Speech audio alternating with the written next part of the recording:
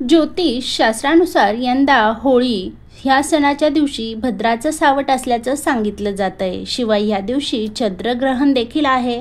मग हा होळी सण साजरा करायचा की नाही, होळी दहन करायचे की नाही, जर करायचं असल्यास होळिका दहन कुठल्या मुहूर्तावर करायचं, असे अनेक प्रश्न सर्वसामान्यांना नक्कीच पडले असतील।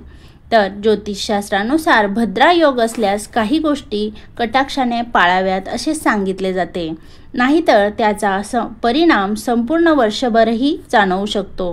मग यंदा होळीला भद्राचं सावट असल्यास काय करावे आणि कोणत्या गोष्टी टाळाव्यात याबद्दलची संपूर्ण माहिती आपण जाणून घेऊया। पण त्याआधी चॅनलला नक्की सबस्क्राईब करून बेल आयकॉनला क्लिक करा, म्हणजे अशाच महत्त्वपूर्ण शास्त्राविषयीच्या माहिती तुमच्यापर्यंत लगेचच पोहोचेल।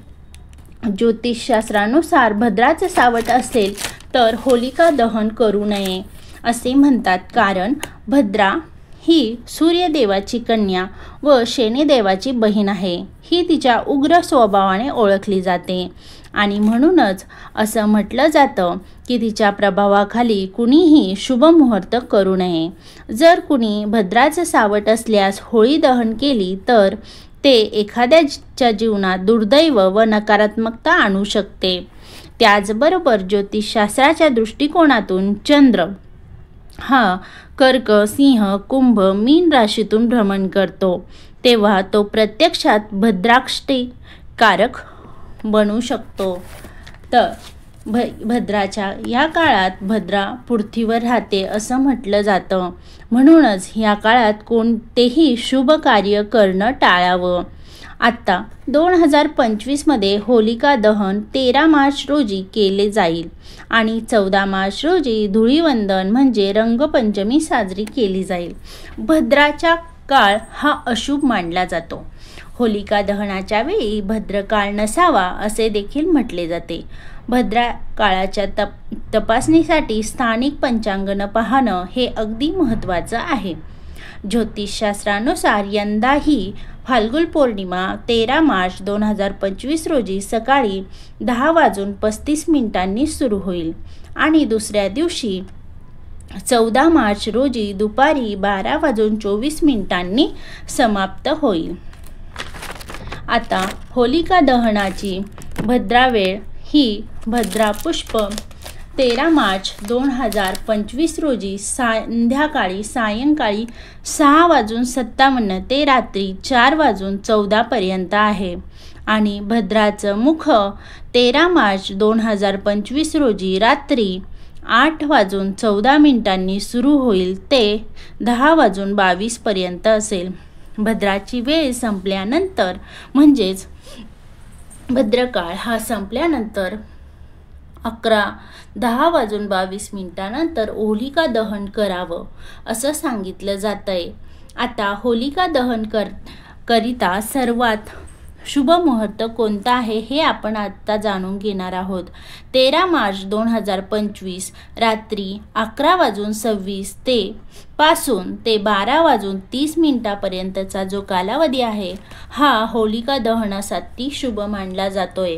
तर आता भद्रकाळाच्या काळात होलिका दहन का करू नये, तर याआधी सांगितल्याप्रमाणे भद्रा ही सूर्यदेवाची कन्या आहे आणि शनिदेवाची बहीण आहे।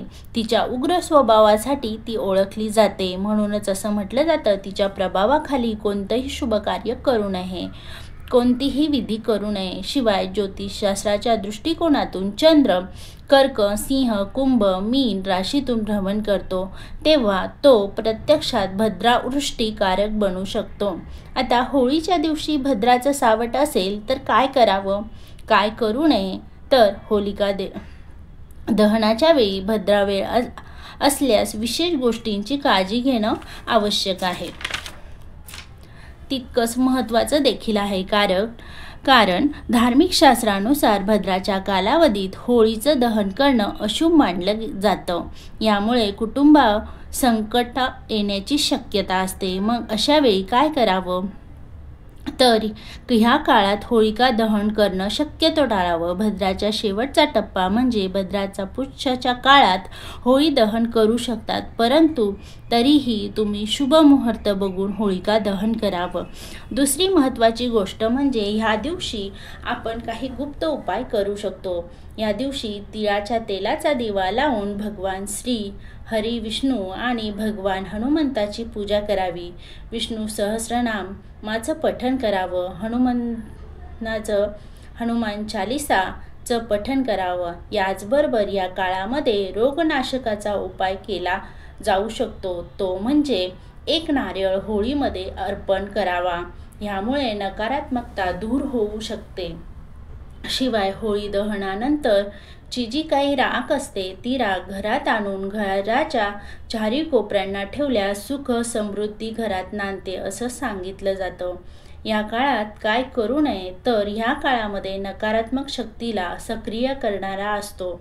यामुळे ह्या काळामध्ये भद्राच्या काळात व्यवसाय, गृहप्रवेश, मोठ्या निर्णय घेण्याचं टाळावं. तेच नवीन कुठलंही काम ह्या भद्र काळात करू नये. अपशब्द वापरणं टाळावं. यामुळे नकारात्मक शक्तींना आकर्षित केलं जातं आणि अशुद्ध शरीराने होळी दहन करू नये. त्याचबरोबर स्वच्छ वस्त्र परिधान करून होळीच्या ठिकाणी जावं. होळीमध्ये दूषित पदार्थांचा वापर न करू नये. होळीला छान प्रकारे नैवेद्य द्यावा. 5 प्रदक्षिणा घालाव्या आणि होळीला नारळ अर्पण करावा. जर होळीच्या दिवशी भद्रा असेल तर शक्य असल्यास होळी दहन हे भद्रा संपल्यानंतरच करावं. योग्य शुभ मुहूर्त बघून मंत्र, उपाय याचा वापर करून भद्रेची वाईट दृष्टी टाळता येऊ शकते आणि अशा ह्या होळीच्या सणाची सुख समृद्धीदायक तुम्ही करू शकता. तर होळीच्या सणाच्या दिवशी सायंकाळी पुरणपोळीचा नैवेद्य बनवून तुम्ही होळीच्या दहनाच्या वेळेस 5 प्रदक्षिणा मारून तो नैवेद्य होळीला अर्पण करू शकता. तर मंडळी, अशा ह्या होळी सणाचे तुम्हाला आनंदी जावो अशी ही विश्वचरणी प्रार्थना. धन्यवाद.